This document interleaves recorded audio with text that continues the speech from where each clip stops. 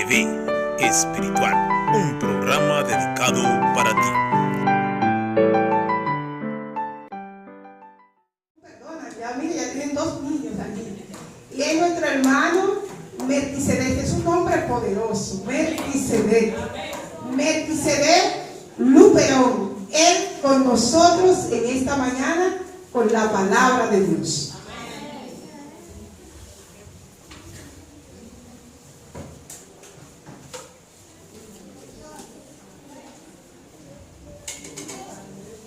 Amén, gloria a Dios.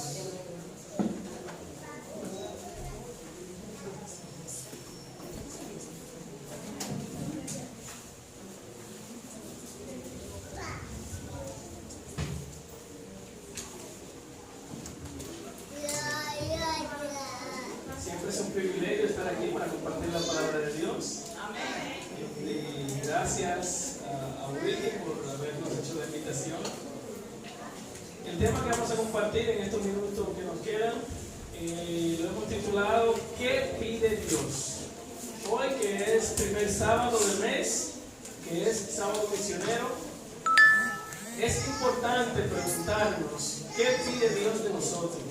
¿Cuál es la obra que Dios quiere que hagamos? La obra necesita, y es importante que sepamos, hay un término que se utiliza mucho respecto a los productos agrícolas, pero hace unos años para acá que también se está usando en el uso de las redes sociales, en referencia a los influencers y a las personas que se agregan y siguen otras personas en redes sociales como Facebook, Twitter, Instagram. Y ese término es orgánico. Y se dice cuando esta relación es orgánica, en este contexto, es cuando es de forma natural. Igualmente en los alimentos, cuando son alimentos de producción orgánica, es porque no hubo químico ni intervención química en el proceso de producción de estos alimentos. Pues de la misma manera, también la obra misionera, la obra necesita ser orgánica. Y para que sea orgánica, para que sea natural, es una obra que inicia en nosotros. Para que la obra misionera y para que la obra en general, la obra del Señor, sea orgánica, esa obra debe iniciar en nosotros. ¿Y qué es lo que necesita ser orgánica? Esa interacción, esa relación, ese contacto de las personas para llevarla a Jesús. Nosotros somos, en la obra misionera, nosotros somos unos intermediarios que facilitan que personas lleguen a Jesucristo.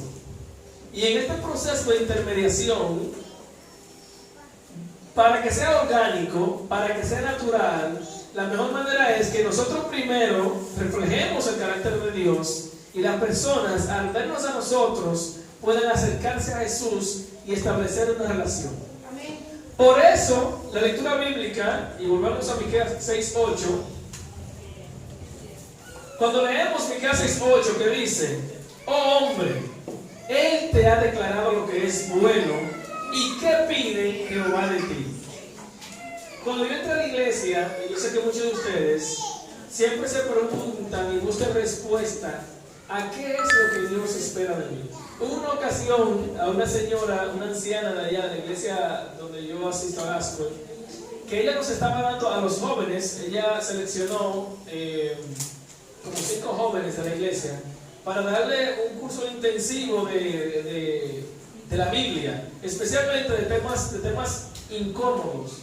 Nos enfocamos primero en estudiar el santuario a profundidad, todos los libros de Espíritu y Profecía, y estudiamos el santuario. Y en una ocasión, eso fue, yo estaba empezando en la iglesia prácticamente, cuando mi curiosidad era, digo, ¿qué es lo mínimo que se requiere de mí como cristiano? ¿Qué es lo que yo tengo que hacer? Lo mínimo que tengo que hacer. Y ella fue muy sabia y me dijo, y se rió a esta pregunta y me dijo: no te preguntes qué es lo mínimo, pregúntate qué es lo más que tú puedes hacer por el Señor. Pero mi curiosidad era, porque yo decía, ok, ¿qué es lo que se me exige? ¿Qué es lo mínimo que uno necesita para ser un buen cristiano? Ella aún así me respondió, pero te voy a decir cuáles son las cosas elementales. Entonces, Dios aquí en este texto nos está diciendo qué cosa pide Dios de nosotros. Y miren lo que dice: solamente hacer justicia y amar misericordia y humillarte ante tu Dios. 3 cosas: hacer justicia, amar misericordia y humillarte ante tu Dios. Hacer justicia, amar misericordia y humillarte ante tu Dios. Este análisis, como les decía al principio, si nos enfocamos en esto y vamos a ver el desarrollo, se va a crear en nosotros una relación orgánica de obra misionera. Y les reitero a qué me refiero con esto de orgánica. Orgánica porque la atracción de las personas hacia Jesucristo va a ser de manera natural, sin esforzarlo mucho, sin presionar a las personas. Y esto es algo que a mí me fascina de la iglesia adventista, que la iglesia adventista no obliga a nadie. Tenemos una relación de amistad, tú sabes que yo soy cristiano, yo sé que tú eres o no eres cristiano, y al tú ver mi comportamiento y cómo yo te trato, o cómo yo trato a los demás, yo espero o se espera que llegue un punto cuando esa persona quiera imitar a Jesús por lo que ve en mí. Eso es natural. Y eso debemos perseguir. Que las personas vengan aquí buscando a Jesús por cómo vean que es nuestro comportamiento. Cuando leemos Miqueas 6:8, la respuesta que dio Miqueas no era nueva, no era una nueva revelación, ni representaba un cambio ante los requisitos divinos. El propósito del plan de salvación es la restauración de la imagen de Dios en el alma humana. El propósito de la restauración de Cristo venir a la tierra era restaurar la imagen de Dios en nosotros. Entonces, partiendo de este punto, nos podemos dar cuenta que hacer justicia, amar misericordia y humillarnos ante Dios restaura la imagen de Dios en nosotros. Y esta restauración de la imagen de Dios en nuestras vidas va a permitir que el carácter de Dios se refleje ante los demás. Había sido revelado claramente en Adán, y el conocimiento de este propósito había sido transmitido a las generaciones sucesivas. Ese conocimiento fue confirmado por el espíritu personal del Espíritu, por el testimonio personal, del Espíritu, y fue ampliado mediante sucesivas revelaciones de los profetas. Los contemporáneos de Miqueas tenían el Pentateuco en forma escrita y sin duda alguna, y sin duda también, otras porciones de la Biblia, así como el testimonio de los profetas de esos días, como Isaías y Oseas. También tenían testimonios. Nosotros también tenemos testimonios en la Biblia, en los profetas, en el Espíritu de Profecía, de cuál es el carácter de Dios que debemos de tener en nosotros para reflejarlo a los demás. Y esa es una obra orgánica. ¿Qué mejor obra misionera que esta? Sin embargo, el pueblo parecía haber olvidado que los ritos externos no tienen valor sin una verdadera piedad. Hermano, esto es muy importante. El pueblo parece que olvidó que los ritos externos, las ceremonias, no tenían valor sin una verdadera piedad. Y yo quiero que cuando estemos analizando estas partes, que nosotros tratemos de adaptarla a las cosas de hoy. ¿Cuáles son ceremonias que son importantes que hacemos? Son importantes, pero si no están revestidas de piedad, no tienen sentido. Si yo, por ejemplo, para venir aquí a predicar o para subir a hacer una parte en la iglesia, porque se hizo tarde a alguien o porque pasó algo, o porque pasó algo, tengo un enojo que definitivamente no estoy reflejando a Dios. Esa ceremonia de llevar las reglas y todo eso no tendrá sentido si tu carácter, lo que tú estás mostrando, no es a Dios. Así mismo le pasó a los israelitas. Toda esa ceremonia no dejaron de tener sentido ni validez porque ellos dejaron de seguir a Jesús en las ceremonias. Porque es una escuela, es una enseñanza para ellos, para que ellos vieran y adoptaran el carácter de Dios. Así mismo nosotros. Si nosotros, las cosas que hacemos en la iglesia, no están revestidas de piedad, si no reflejan el carácter de Dios, están siendo meras tradiciones, están siendo cosas externas. Una de las principales misiones de los profetas era enseñar a la gente que una manera práctica religiosa externa no podía sustituir el carácter y la obediencia íntima. Lo externo no sustituye el carácter y la obediencia íntima. Dios no deseaba los bienes de ellos, sino su espíritu. No solo su culto, sino su voluntad. No solo su servicio, sino su alma. Dios de nosotros no solo desea el servicio. Así acepté un cargo, pero ¿con qué amor o con qué empeño tú estás haciendo esa responsabilidad? ¿Cómo tú estás llevando a cabo esa responsabilidad? ¿Te da igual venir o no venir? ¿Te da igual hacer las cosas o no hacerlas? Dios no espera de ti que tú digas que sí por sentir que estás cumpliendo. Dios espera de ti que además de decir que sí, que tú lo hagas de corazón, porque Dios quiere tu espíritu, tu corazón, cómo tú estás haciendo las cosas. Entonces no basta con aceptar una responsabilidad, es importante qué hacemos con esa responsabilidad. Y meditemos en esto, hermano, meditemos en esto. Aceptar por aceptar no es suficiente. Sí, hay que aceptar los cargos y las responsabilidades, sí, pero no es suficiente. Trabaje en su interior, trabaje en moldear su carácter para reflejar el carácter de Dios. Preguntarnos a cada momento, ¿lo que estoy haciendo representa a Dios? ¿Hace que otros vean a Jesús en mí? Esos arranques de enojo, de malas palabras, de cosas. Si Jesús se para al lado mío y ve eso, ¿cómo se sentiría Jesús? ¿Cómo reaccionaría Jesús ante una situación así? Pensemos constantemente en esto para pedirle a Dios que nos transforme a semejanza de Jesús. Amén. Justicia, la primera. El diccionario define justicia como un principio moral que inclina a obrar y juzgar respetando la verdad y dando a cada uno lo que le corresponde. Así define el diccionario la palabra justicia. Dar a cada uno lo que le corresponde, respetando la verdad. De nosotros se espera que seamos justos en la distribución de las cosas.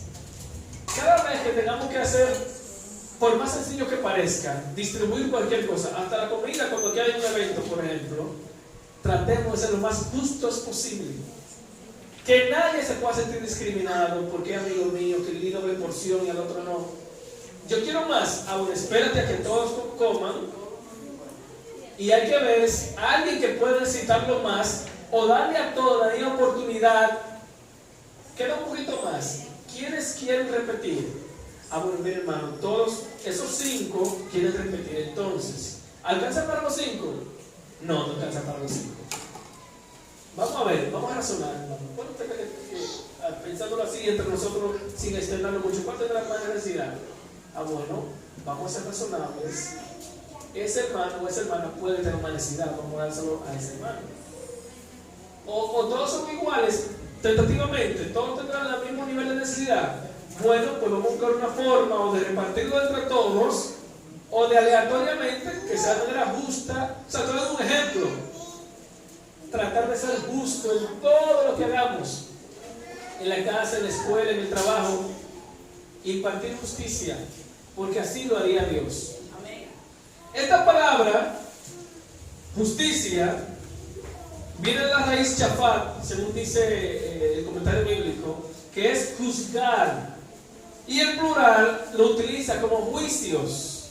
Se usa contextualmente, en el contexto que se está usando específicamente, es respecto a los preceptos adicionales que dan minuciosas instrucciones en cuanto a la forma que debía observarse los 10 mandamientos. Este término que se usa aquí se usa en un contexto específico de detalles de cómo se deben de observar los 10 mandamientos. Hacer justicia es ordenar la vida de acuerdo con los juicios de Dios. Hacer justicia es ordenar nuestras vidas de acuerdo a los juicios de Dios.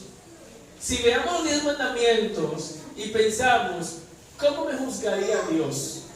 Hacer justicia aquí, una de las cosas que pide Dios, acuérdense que estamos analizando las 3 cosas que pide Dios de nosotros. Entonces, una de ellas es hacer justicia. Y esta justicia que estamos hablando, dice el comentario bíblico, que en el contexto específico es ordenar nuestras vidas en concordancia a lo que Dios pide en los 10 mandamientos. Entonces, tenemos que leer los 10 mandamientos y tratar. Nos cuesta mucho porque yo hasta imprimí los 10 mandamientos y los planifiqué. Dice que para leérselos todos los días a los muchachos, a los niños, y me ha costado, me lo he leído como 2 veces. Y lo tengo ahí enganchado para leérselo. Pero tenemos que esforzarnos. Yo sé que tengo que esforzarme a leérselo todos los días para que eso vaya haciendo algo en su mente. Y va trabajando, aunque usted no se dé cuenta. Va trabajando. También en el embarazo, cuando usted venía embarazada de Cameron, algo que no hice con Matías, quizás por la costumbre o la ganadería, pero con Cameron, nosotros todos los días le leíamos texto bíblico en la barriga y le cantábamos. Cuando Cameron nació, que nació prematura, de 2 libras prácticamente, que duró como 9 días en incubadora, yo iba todos los días, porque Stephanie quedó interna en otra clínica, yo iba a trasladarla a otro lugar, bien lejos, porque era ahí que tenía una incubadora con ventilador por si acaso le daba una emergencia o algo. Gracias a Dios nunca lo usó, pero cuando yo iba, yo le cantaba las mismas canciones que le cantábamos en la barriga y le leía. Para que el Señor ayudara a que ella saliera bien de esos 9 días en intensivo. Y gracias a Dios nunca tuve ninguna complicación. Entonces, ordenar nuestra vida acorde al decálogo, acorde a los 10 mandamientos. Esto es la justicia que Dios pide de nosotros. Amén. Misericordia. El diccionario define misericordia como la inclinación a sentir compasión por los que sufren y ofrecerles ayuda. Sentir compasión por los que sufren y ofrecerles ayuda.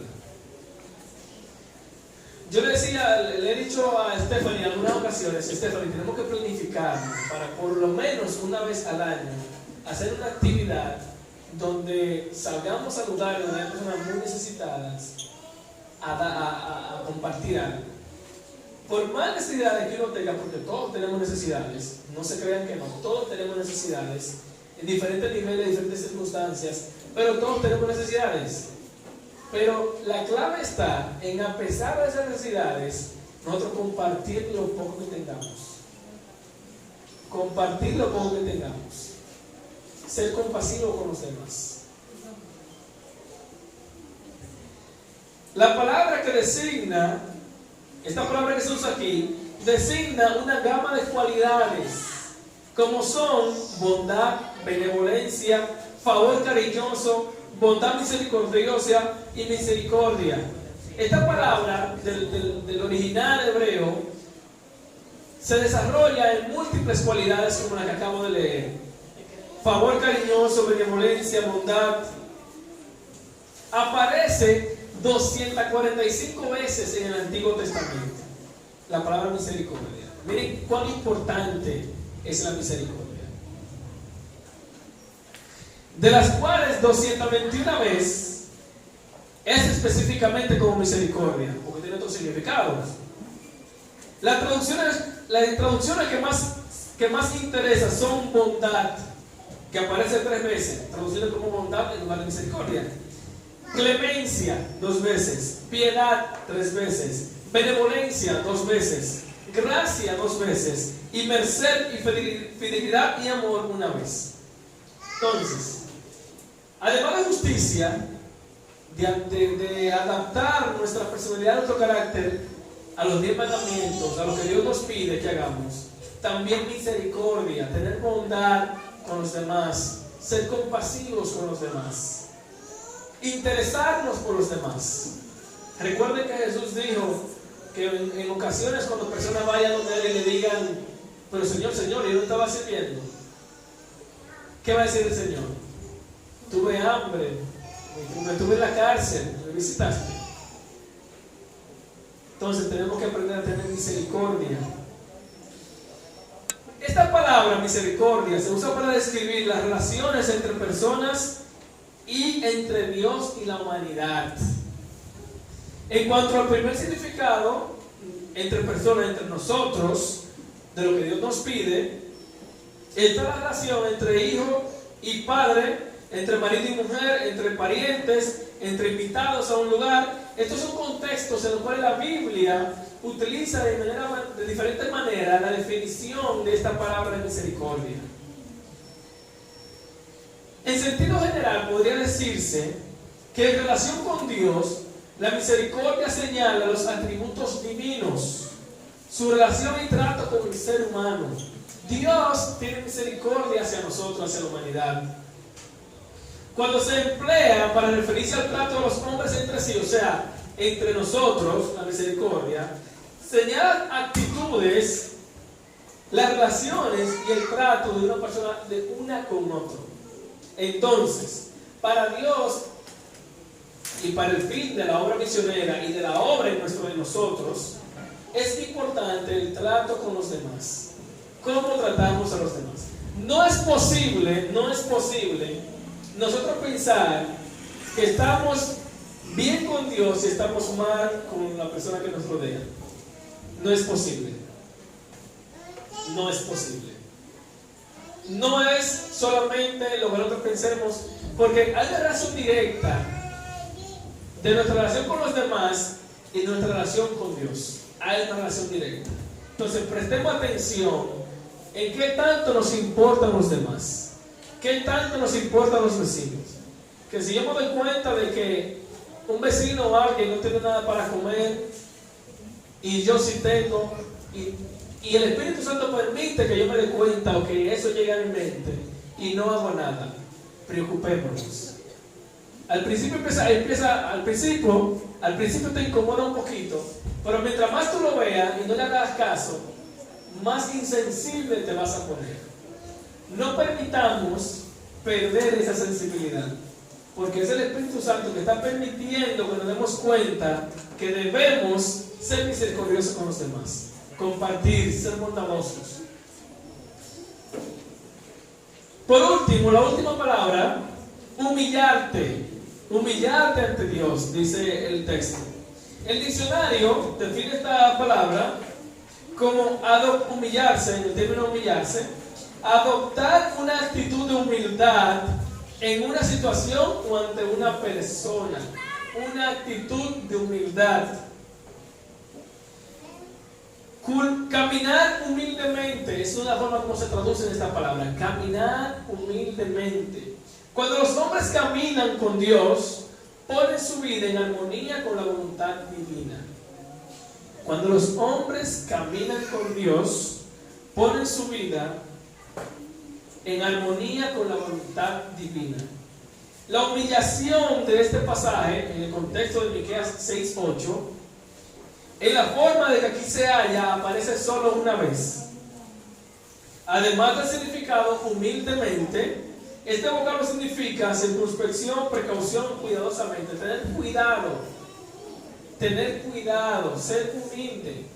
Entonces repasamos tres cosas: justicia, misericordia y humillarse ante Dios.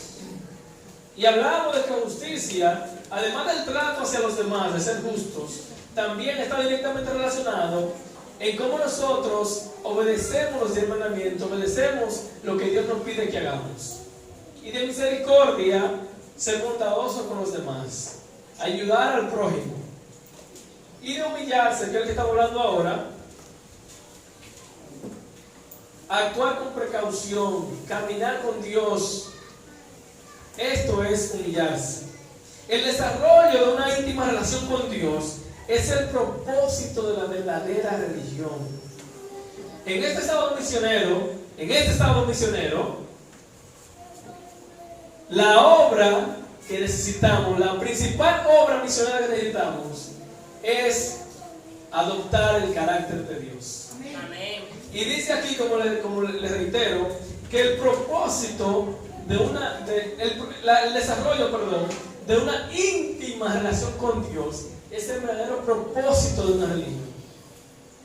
Si yo no logro, al venir aquí todos los sábados, todos los miércoles, todos los viernes y las demás actividades que realizamos, si yo no estoy logrando o no estoy desarrollando una relación íntima con Dios, entonces esas acciones externas no están teniendo propósito ni sentido. Si yo no estoy creciendo, si usted no está creciendo en su relación con Dios, entonces usted lo está haciendo de manera mecánica, no lo está haciendo de manera orgánica. Y por eso es posible que personas no se acerquen a Dios a través de verlo a usted, porque usted tampoco está desarrollando una relación íntima con Dios, sino que ha permitido que todas las cosas que hacemos aquí en la iglesia se conviertan en simples ritos y ceremonias externas. Y nosotros no estamos identificando cómo esas cosas nos ayudan a desarrollar una relación íntima con Dios, que es el propósito. Debido a que con la frecuencia es más fácil practicar un culto externo que cambiar las malas tendencias del corazón, los hombres siempre han estado más dispuestos al culto de ceremonias que al cultivo de las gracias del Espíritu. Es mucho más fácil nosotros acostumbrarnos a venir todos los sábados y hacerles una rutina. Y tenemos una rutina, reuniones, venir aquí, ir allí, que ahora toca tal programa, que ahora está aquello.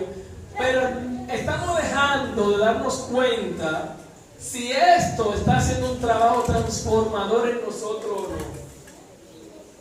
Y tenemos que identificar en cada cosa que hacemos dónde está Dios ahí y qué tengo que aprender de eso que estoy haciendo.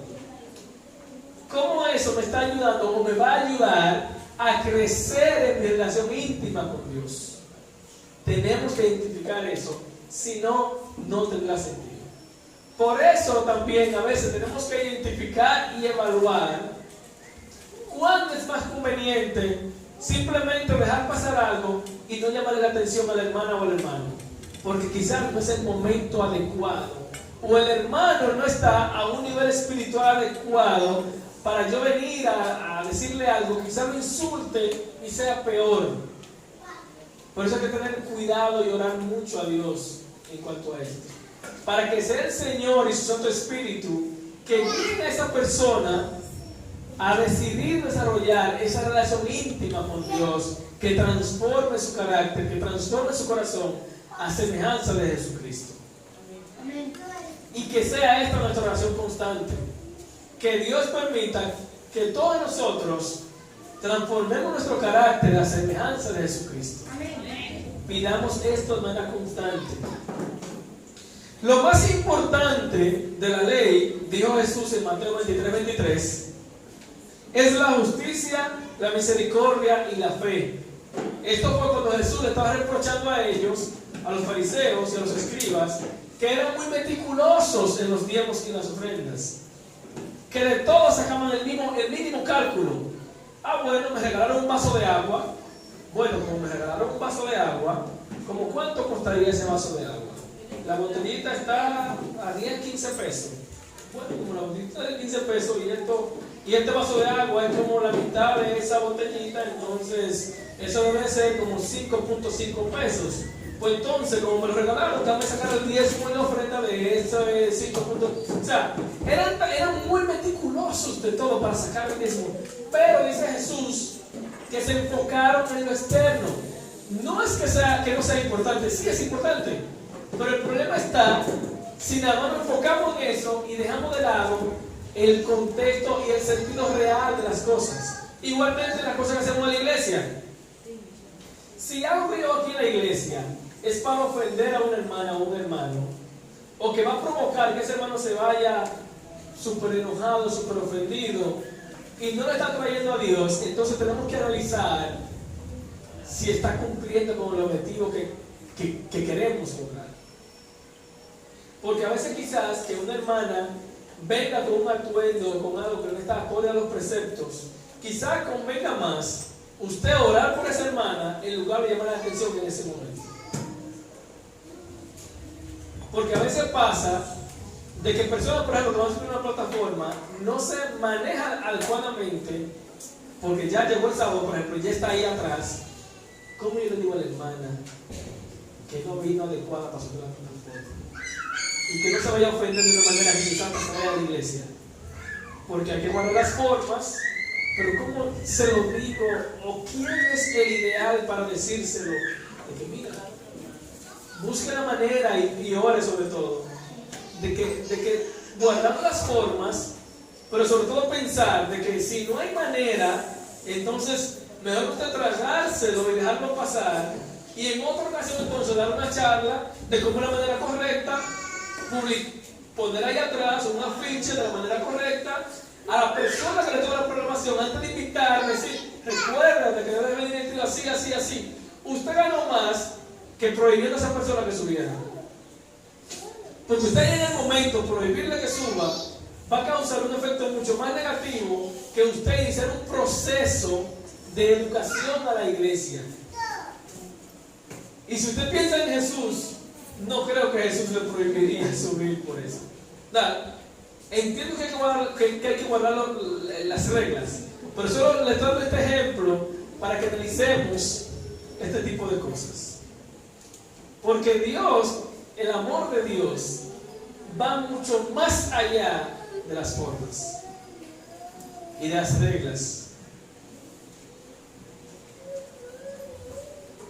Hacer justicia y amar misericordia es proceder con rectitud y bondad. Hacer justicia y amar misericordia es proceder con rectitud y bondad.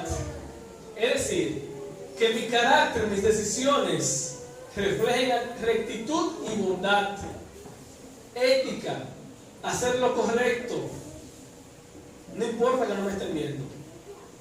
El otro día estábamos Esteban y yo en la Sirena, y hay un muchacho de los que empacan que cada vez que él nos ve trata de que nosotros vayamos a su fila, porque regularmente a mí no me gusta que me lleven el carrito, pero yo siempre lo doy propina. Y él cada vez que nos ve nos ubica y trata de que vayamos a su fila. Pues había muchas personas y la fila donde se pasa con la tarjeta 5 estaba casi vacía. Y va él donde mí y rápido me entrega una tarjeta 5 y me dice, ven para que vengas por acá. Yo en el momento no le dije nada, pero algo a mí me hizo sentir incómodo. Y pensé, es incómodo, es incorrecto. Es incorrecto. Es incorrecto que yo vaya a esa fila cuando no me corresponde. Es algo sencillo, pero yo sentí que no era correcto. Entonces yo dije, si yo permito y lo hago, entonces yo le estoy diciendo al Espíritu Santo que no me avise cuando hay algo incorrecto. Porque yo quiero tener sensibilidad para identificar cosas que sean incorrectas. Pues nos fuimos para otra fila donde sí había mucha gente. Y entonces me preguntó, ¿qué fue lo que pasó? Porque yo no se dio cuenta que fue que me pasó una tarjeta. No, que me pasó una tarjeta por el tiempo. Entonces yo hice la fila en otro lugar y él de todos modos fue a ese lugar a empacar en ese lugar. Y empacó y todo. Y entonces en esa ocasión, porque el carrito me hacía muy incómodo llevar a los niños en el carrito, dejé que él nos acompañara hasta el carro. Entonces ahí me devolví su tarjeta y me dijo, ¿por qué no lo hiciste? Porque eso no es nada, yo te di la tarjeta. Digo, no, lo que pasa es que es incorrecto. Yo prefiero esperar mi turno. Y le dice propina, que es lo que quería. Pero lo que digo es, el enfoque de lo que le estoy contando es hacer lo correcto. Yo estoy seguro de que eso probablemente mandó un mensaje a ese muchacho más fuerte que la misma propina que yo doy cada vez que voy a la Sirena. ¿Por qué no cogió la tarjeta? Me imagino yo que él se preguntará. Y quizá en otra ocasión hasta tengamos la conversación. Pero lo que digo es, esa sensibilidad que el Espíritu Santo te hace sentir porque lo hace, de que me siento un chingo incómodo, lo que voy a hacer me hace sentir un chismal. Ahora, cuidado si el Espíritu Santo me está avisando de que esto no es correcto. Porque lo que pasa es, y yo le decía a mi jefa, yo le decía ayer, porque personas con cultura diferente a veces se preguntan, ¿por qué los dominicanos hacemos una cosa de tal o cual manera? Y yo le decía a ella, lamentablemente, nosotros los dominicanos, lamentablemente, nos hemos acostumbrado a hacer las cosas por dos motivos. o a fallar en algo por dos motivos. La gran mayoría es por ignorancia, porque no se preocupan de saber lo que tienen que hacer en su trabajo o qué es lo correcto que tienen que hacer, y son ignorantes. Hay muchos profesionales que en su área de trabajo son ignorantes de muchísimas cosas y no hacen bien su trabajo. Entonces, a veces actúan así porque son ignorantes, pero también muchas veces son ignorantes adrede, que saben que está mal, saben que está incorrecto y se hacen los ignorantes para aprovecharse de eso. ¿Qué está pasando con esta persona? Porque él hablando de un abogado. Digo, ¿qué está pasando con este abogado? Yo creo que él es un ignorante natural, que no está recomendando bien al ciudadano cómo hacer las cosas. Pero hay muchos que lo hacen a propósito para sacar ventajas. No seamos nosotros así. Porque ¿qué pide Dios de nosotros en nuestra obra? Y esta obra misionera, esta obra es mayor que salir a la calle a regar volantes. Porque lo que queremos es que las personas creen un vínculo con Dios, un vínculo con Jesús. Y nosotros como intermediario hacemos un trabajo mucho más fuerte si es con el reflejo del carácter de Dios en nosotros, que las personas se acercan a Jesús. Amén. No por lo que yo le diga, sino por lo que vea que yo hago. Eso será más fuerte. Amén. Hacer justicia, amar misericordia y humillarse ante Dios. Estas virtudes afectan nuestra relación con nuestros prójimos y resumen el propósito de la segunda tabla del Decálogo. Humillarse ante tu Dios es vivir en armonía con los principios de la primera tabla. Acuérdense que los mandamientos, los primeros 4 es nuestra relación con Dios, los últimos 6 con el prójimo. Pues lo que pide Dios en lo que estamos analizando también tiene esta distribución. Hacer misericordia tiene mucho que ver en nuestra relación con los demás. Hacer justicia, nuestra relación con los demás, y también esta se divide en dos, porque también tiene que ver en nuestra relación con Dios de obedecer los mandamientos. Esto atañe a nuestra relación con Dios, como le decía. El amor expresado en acción respecto a Dios y nuestro prójimo es bueno. Es todo lo que Dios requiere, pues el cumplimiento de la ley es el amor. El cumplimiento de la ley es el amor. Y ya para concluir, quiero que cuando nos vayamos de aquí, nos vayamos con esto en nuestra mente. Esta obra debe ser realizada en nuestros corazones, y Dios traerá a los que han de ser salvos. Que esta sea nuestra preocupación y empeño. Que se lleve a cabo esta obra en nuestro corazón, de transformar nuestro carácter en semejanza de Dios. Oremos todos los días por esto. Cuando logremos esto, ustedes van a ver la transformación en la obra. Porque si nosotros nos transformamos en semejanza de Jesús, el Señor atraerá a los que han de ser salvos. Y al final de los días que estamos viviendo, el Señor, a través del Espíritu Santo, le mostrará a las personas a dónde es que tienen que ir para conocer el verdadero amor de Dios. Amén. Porque eso es lo que estamos llamados a mostrar. Esa es la verdadera obra misionera. Mostrar el carácter de Dios. Como le decía y siempre lo he dicho, esto es una iglesia de niños y adolescentes. Saquen provecho de eso. Identifiquen cómo tratar bien a esos adolescentes, a esos niños, para llevarlos a que tengan una relación sólida con Dios y atraer más niños y más adolescentes. Esto es una iglesia de clubes. Entonces, los adultos apoyemos lo más que podamos a los clubes y nunca dejamos caer. Porque esto es una iglesia de clubes. Aquí los clubes tienen mucho más personas que los que vienen personas a la iglesia. Sobre todo los conquistadores, que no sé cómo está ahora mismo, pero recuerdo que estaban formados, eran muchísima gente. Y por aquí hay muchísimos niños que también, cuando sepan la obra que se hace, van a querer venir. Atraigámoslos para que tengan una relación con Dios. Y a través de eso vamos a atraer a los padres también. Porque van a conocer la transformación que están viendo en esos niños. Que esta sea nuestra oración, que esta sea nuestra petición. Vamos a ponernos en pie para pedirle a Dios que nos ayude a que haga esta obra en nuestras vidas. Padre amado, gracias por tu oportunidad y privilegio. Pedirte, Señor, que tú permitas que en nosotros haya una transformación acorde a lo que tú pides. Que aprendamos a hacer justicia, a obedecer tus mandamientos, a amar misericordia, a ser bondadosos con los demás y a humillarnos a ser humildes. Haz esta transformación en nosotros. También, Señor, que no ponen en tus manos a todos los hermanos de la iglesia, los que están presentes y ausentes, y los que se han retirado, Señor, de la fiesta. Atrae a todos los miembros de esta iglesia de vuelta y a todos los vecinos, a todos los amigos. También te pedimos, Señor, de manera especial por los planes y proyectos de esta iglesia. El proyecto de construcción del segundo nivel, y con otro proyecto que va a llegar de mejorar las condiciones de la iglesia para que más personas puedan venir a esta iglesia, que ese es el objetivo principal. Gracias, Dios. Bendice durante todo el resto de esta